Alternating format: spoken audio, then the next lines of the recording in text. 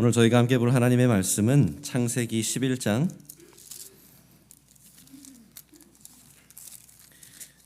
1절에서 9절입니다. 창세기 11장 1절에서 9절입니다.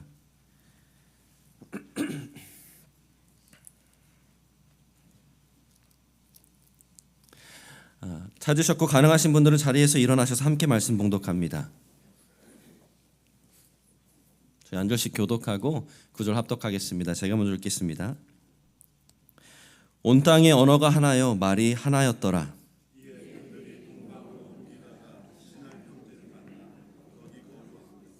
서로 말하되 자 벽돌을 만들어 견고히 굽자 하고 이에 벽돌로 돌을 대신하며 역청으로 진흙을 대신하고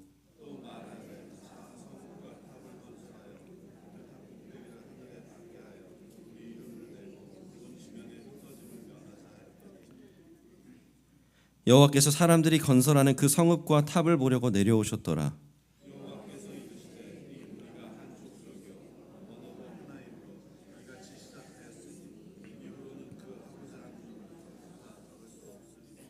자, 우리가 내려가서 거기서 그들의 언어를 혼잡하게 하여 그들이 서로 알아듣지 못하게 하자 하시고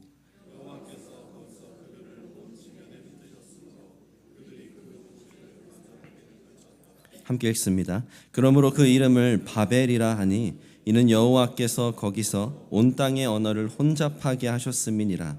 여호와께서 거기서 그들을 온 지면에 흩으셨더라. 아멘. 자리에 앉으시면 되겠습니다.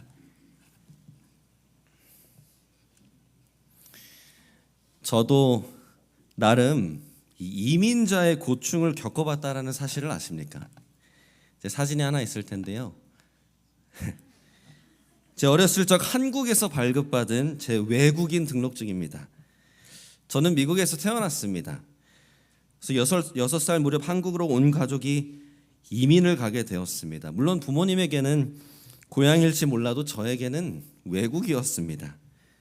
그래서 아직도 생생하게 기억이 납니다. 유치원을 처음 갔는데 말이 안 통하는 겁니다. 그래서 친구를 못 사귀었습니다. 너무 외로웠습니다. 그래서 엄청 서럽게 펑펑 울었습니다. 보다 못해서 선생님이 제가 불쌍했는지 작은 TV에 만화 영화 타잔 영어 비디오를 틀어주셔서 그냥 그 TV만 보다 집에 온 것이 아직도 트라우마처럼 남아 있습니다. 저는 이때 이 언어의 장벽이라는 것을 처음 마주했습니다. 말이 안 통하는 그 답답함과 이 서러움을 체감하게 된 것 같습니다. 물론 번데기 앞에서 주름 잡고 있죠. 오랜 이민 생활을 하신 우리 성도님들은 그 누구보다도 이 언어의 중요성과 이 고통을 뼈저리게 느끼신 줄로 압니다. 분명히 한국에서 한국말을 할 때는 어른이었는데 미국 이민 와서 영어 쓰려고 하니까 어린아이가 되어버립니다. 한국이었으면은 내가 자녀들 하나하나 다 도와줬을 텐데 영어가 안 되니까 오히려 어린 자녀한테 도움을 받아야 됩니다.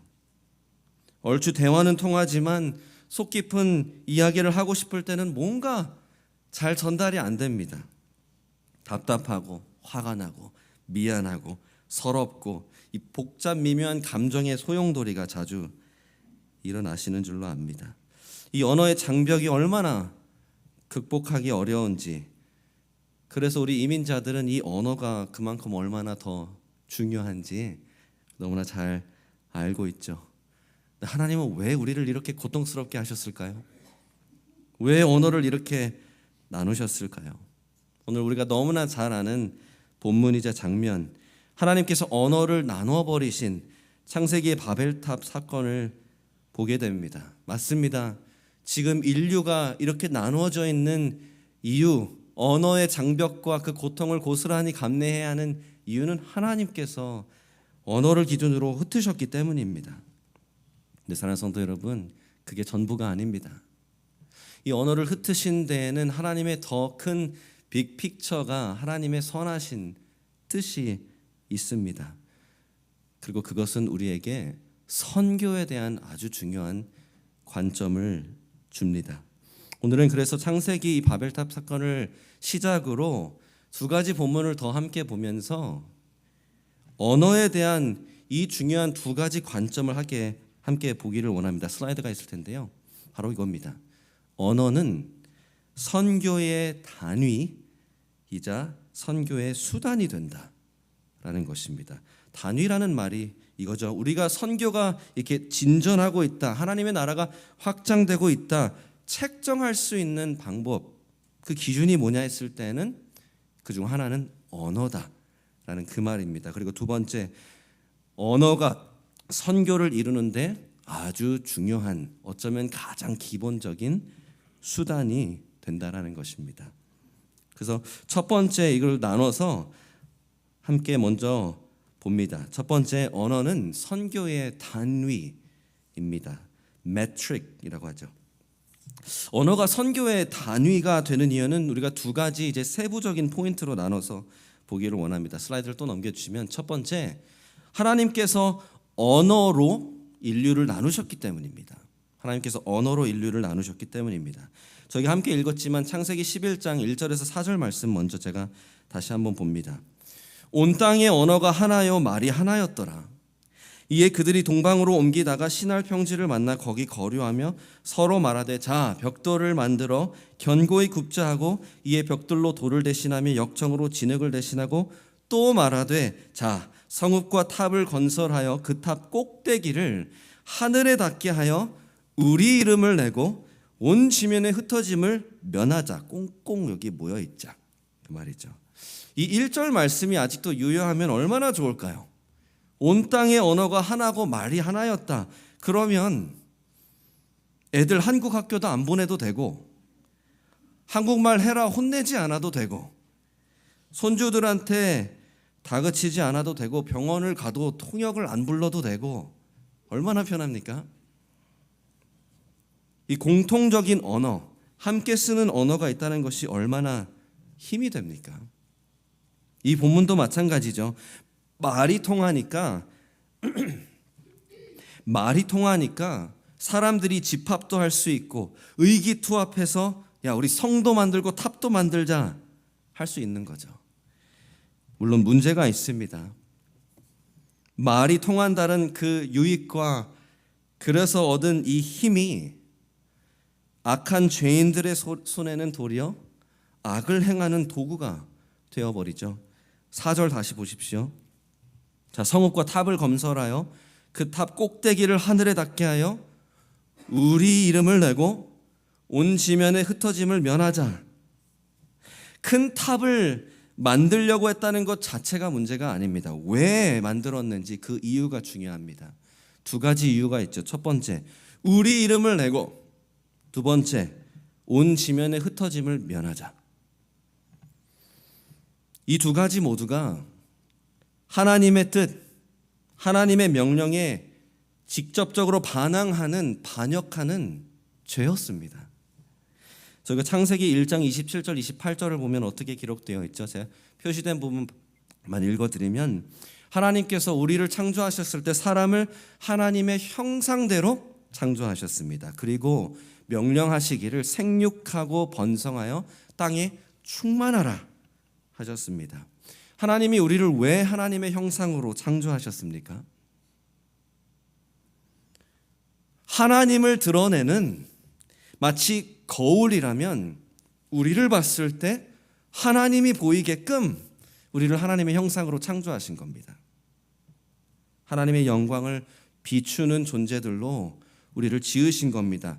그리고 왜 생육하고 번성하고 땅에 충만하라고 하십니까? 왜 땅을 꽉꽉 채우라고 하십니까? 그렇게 하나님의 형상으로 창조된 자들이 온 땅에 충만하면은 하나님의 형상이, 그래서 하나님의 영광이 온 땅에 충만한 겁니다. 이것이 하나님의 태초부터의 뜻이었고, 그래서 하나님이 주신 명령이었습니다. 그런데 어떤 일이 일어납니까? 창세기 3장, 아담과 하와가 범죄하고 타락합니다. 그때부터 죄의 굴레가 쭉 이어져 와서 여기까지 옵니다. 그래서 바벨탑을 지을 때 하나님이 태초부터 주신 그 뜻과 명령과 정반대되는 일을 한다는 거죠. 하나님의 영광이 아니라 우리의 이름을 위해 짓자. 하나님이 온 땅에 충만하라 하셨는데 흩어지지 말자. 이겁니다. 그래서 하나님은 어떻게 하십니까?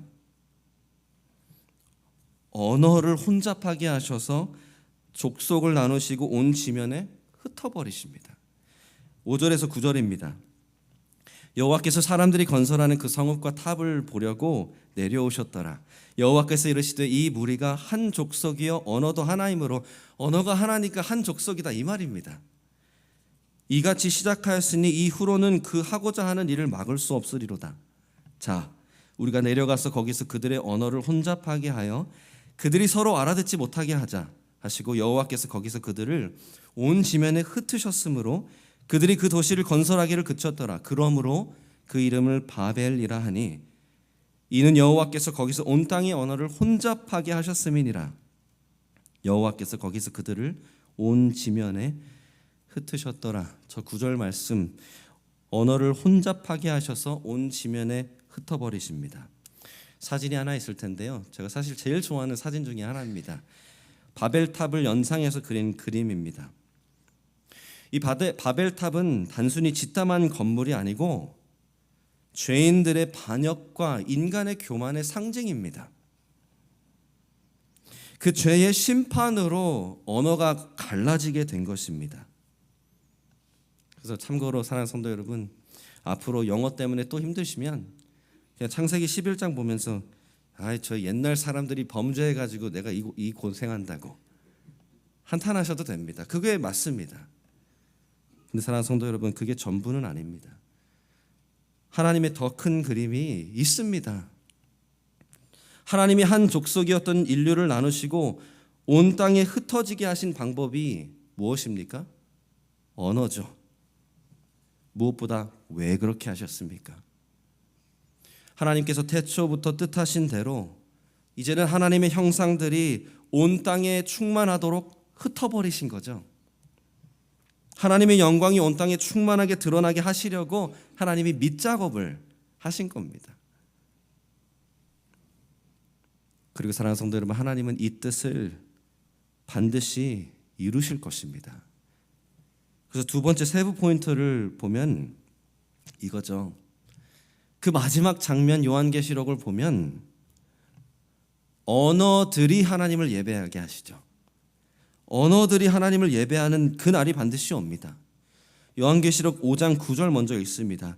그들이 새 노래를 불러 이르되 두루마리를 가지시고 그 인봉을 떼기에 합당하시도다.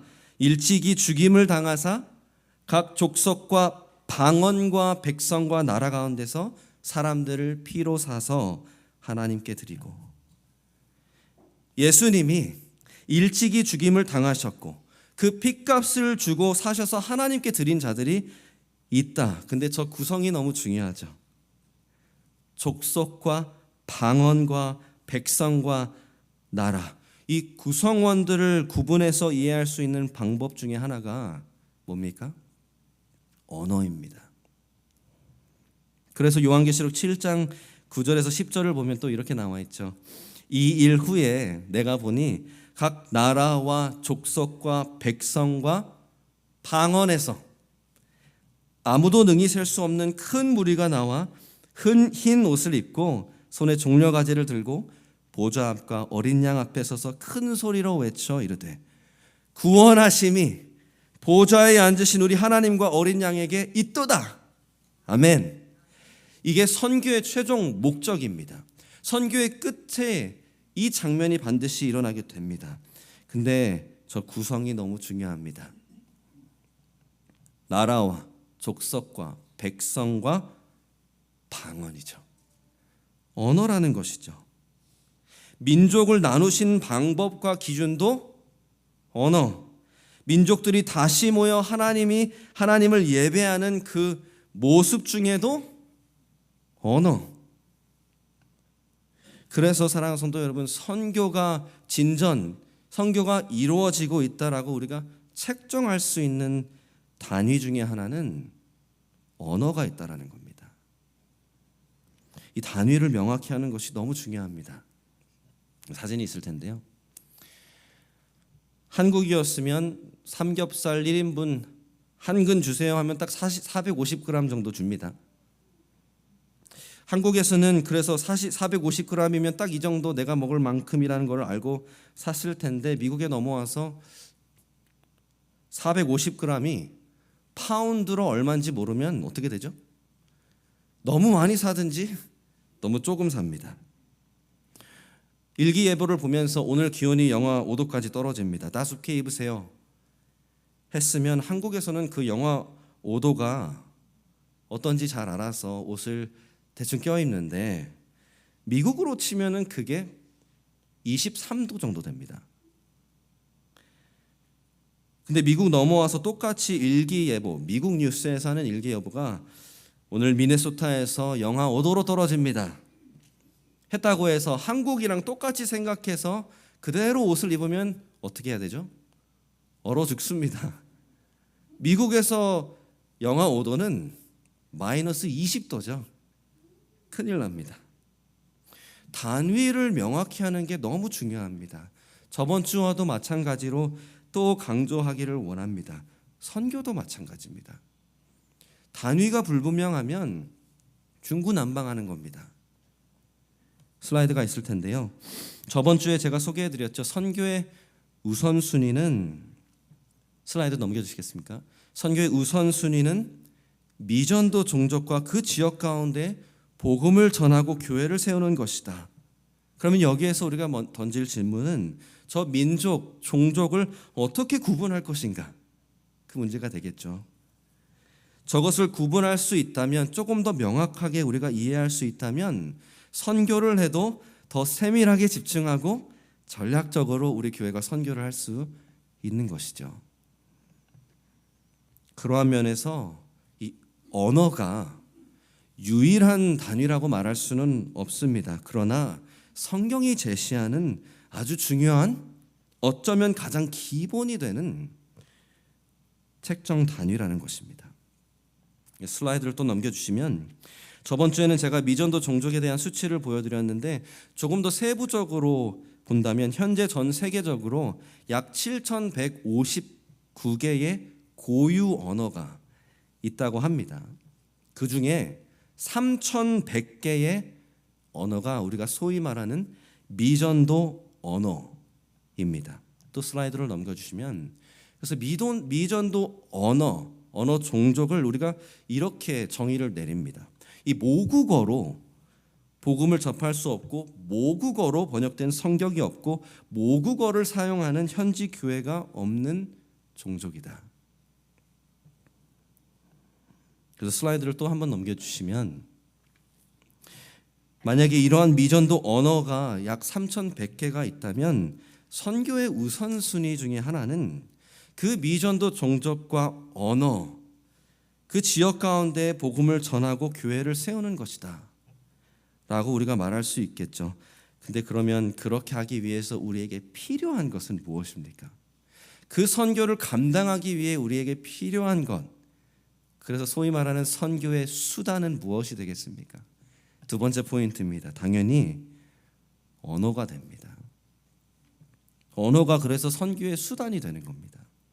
사도행전 말씀을 이제 함께 볼 텐데요. 우리가 잘 아는 지상대명령이 마태복음 28장에 기록되어 있고, 그 똑같은 지상대명령이 사도행전 1장 8절에 조금 다르게 기록이 또 되어 있습니다.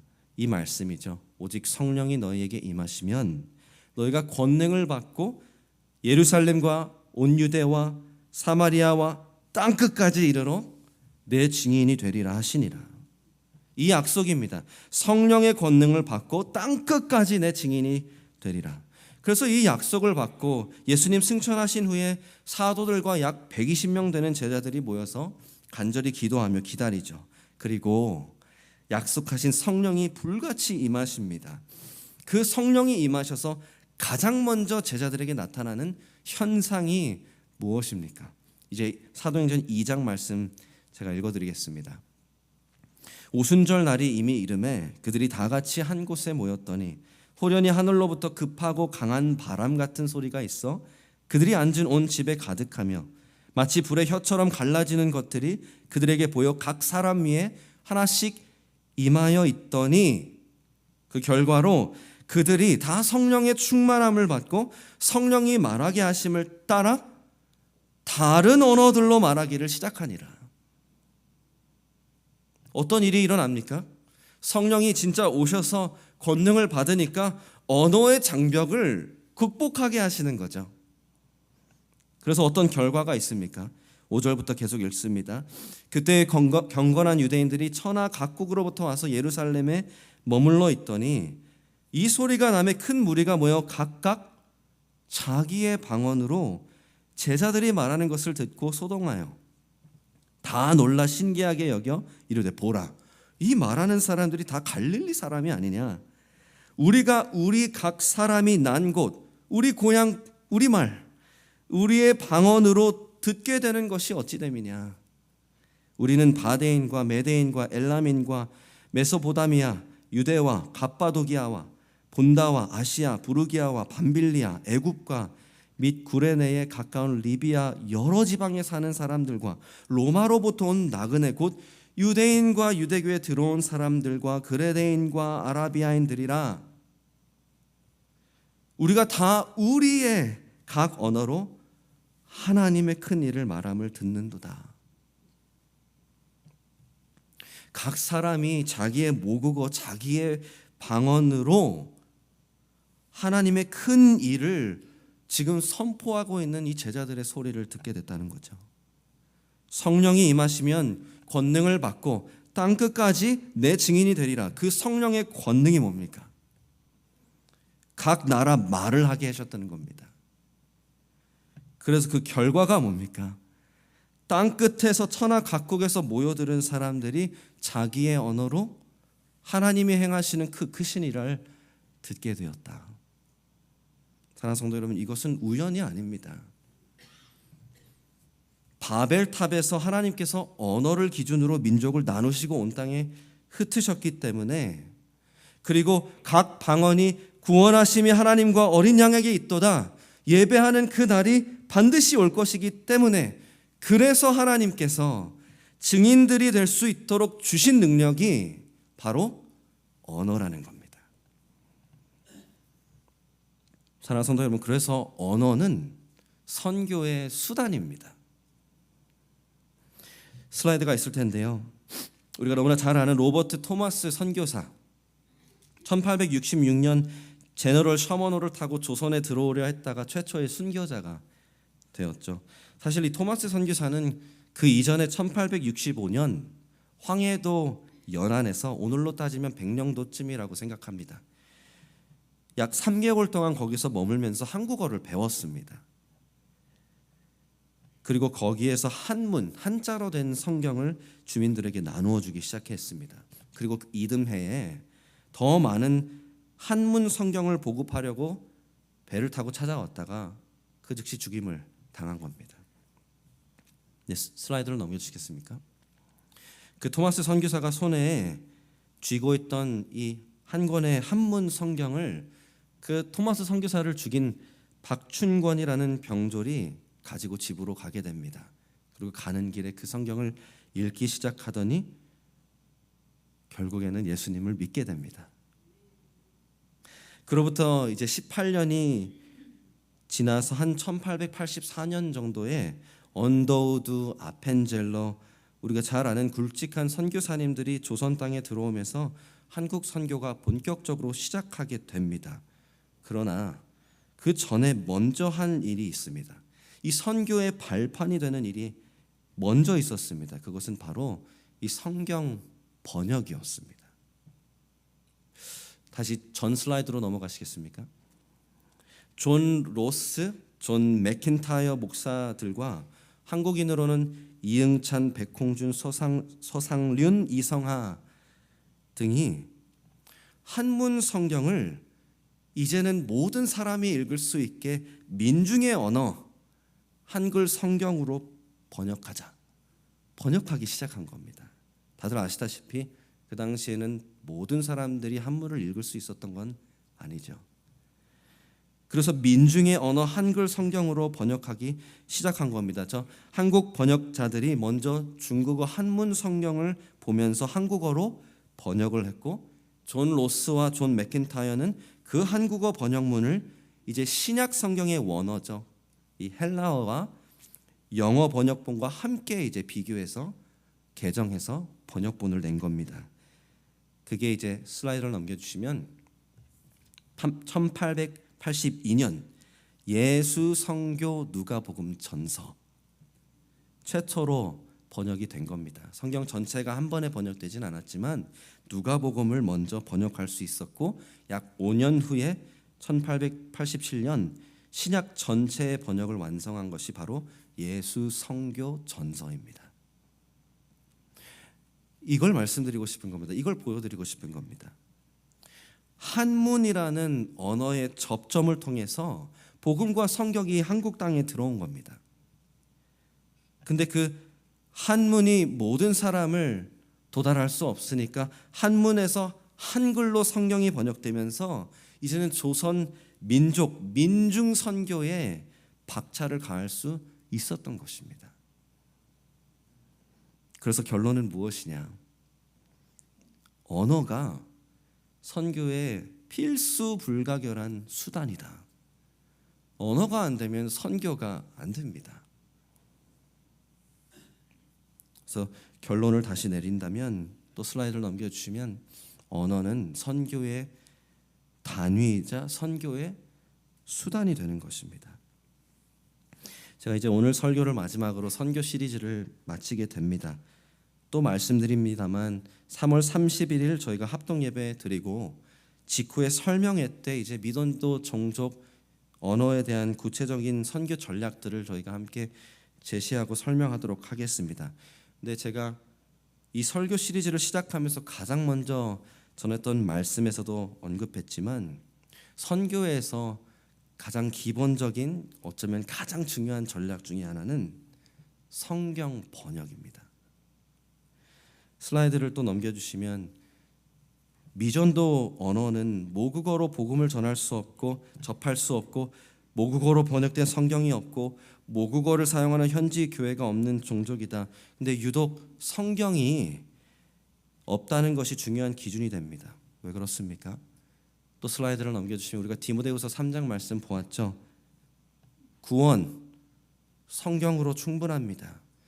예수 그리스도를 믿는 믿음으로 구원에 이르는 지혜가 어디에 있습니까? 성경에 있습니다.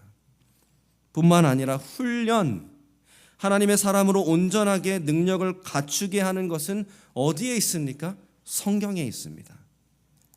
그렇기 때문에 성경이 없으면 복음 전파가 온전히 이루어질 수 없고 더군다나 제자로 양육할 수가 없습니다. 선교는 제자를 삼아 예수님이 가르쳐 지키게 한 모든 것을 가르쳐 지키게 하는 그거죠. 성경이 없으면 불가능한 겁니다. 아마 마지막 사진이 한 장 있을 텐데요. 제가 저번 주에도 보여드렸지만 참고로 우리 성도님들 너무 감사합니다. 기도 달력 다 나갔습니다. 저희가 더 추가 주문해서 필요하신 분들 가져가시도록 하겠습니다만 이 Gospel Ambition 영어지만 여기 이 책을 보면 이 미전도 종족에 대해서 기도를 할 때 성경이 번역이 됐는지 얼마나 번역이 됐는지를 기준으로 나눕니다.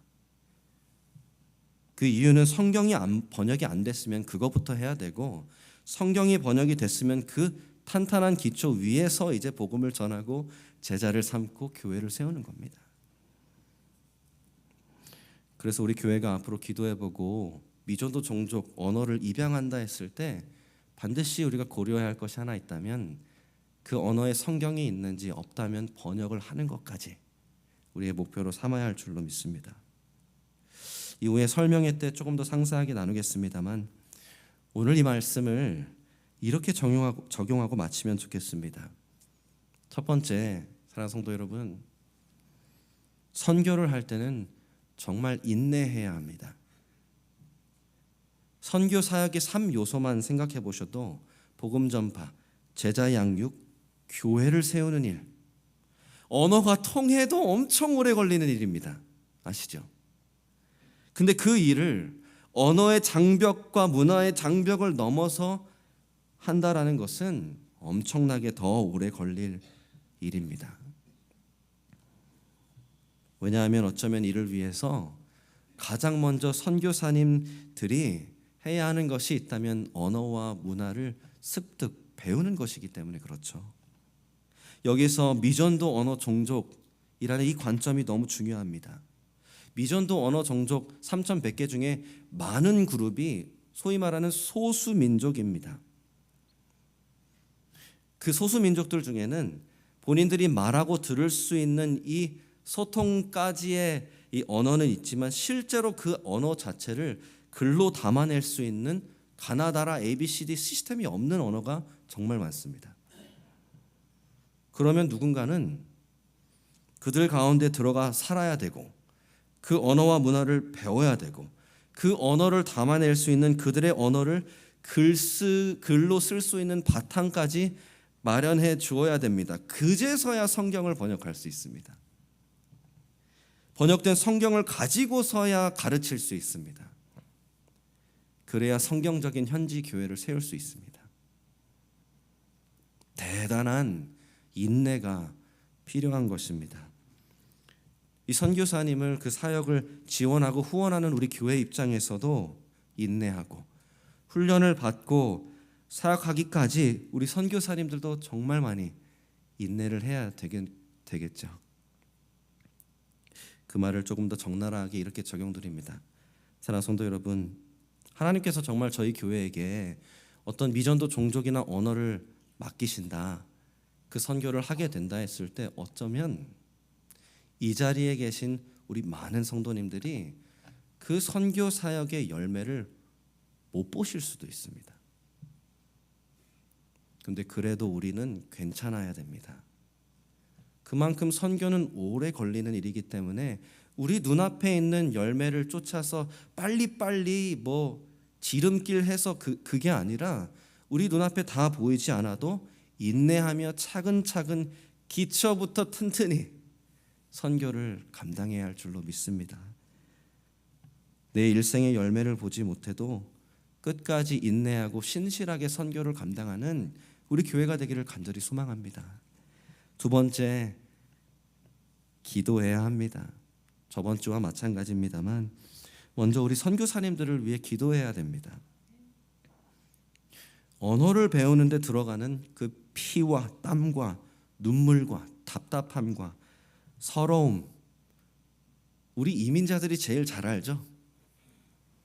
그러면 그 언어 장벽의 고충을 한번 끄집어내셔서 그거를 먼 타지에서 고스란히 겪고 있는 우리 선교사님들을 생각해 보십시오. 그러면 우리는 더 간절히 기도할 수밖에 없는 겁니다. 그리고 이게 얼마나 중요한 문제입니까? 말이 아 다르고 어가 다르죠. 그 나라 말과 문화를 충분히 이해하지 못하면 전달도 충분히 안 되고 이해도 충분히 되지 않습니다. 근데 그 언어의 장벽을 넘어서 신학을 가르친다, 깊은 영적인 진리를 가르친다, 생각해 보십시오. 그러면 물론 우리 선교사님들 충분한 준비와 훈련 기간이 반드시 필요합니다. 무엇보다도 성령 하나님이 권능을 주셔야 됩니다. 근데 주셨잖아요. 그래서 우리는 그 믿음을 가지고 기도하는 겁니다. 성령 하나님께서 우리 선교사님들에게 이 언어의 능력을 주셔서 그 어떠한 언어의 장벽도 막지 못하고 그 번역의 오해나 오류 없이 이 복음을 잘 전하고 그리스도를 명료하게 전할 수 있도록 전하는 자도 이해하는 자도 잘 받아들일 수 있게 해달라고 우리는 성령을 구하며 기도해야 하는 것입니다. 사랑하는 성도 여러분, 그래서 오늘도 우리가 함께 기도하기 원합니다. 선교는 언어가 기준이고 수단입니다. 그것을 기억하면서 우리 선교사님을 위해 기도하고 우리 교회에게 앞으로 하나님께서 맡겨주실 그 사역이 뭔지 이제 기도하며 간구하는 우리 교회가 되기를 간절히 축원합니다. 아멘. 함께 기도하겠습니다.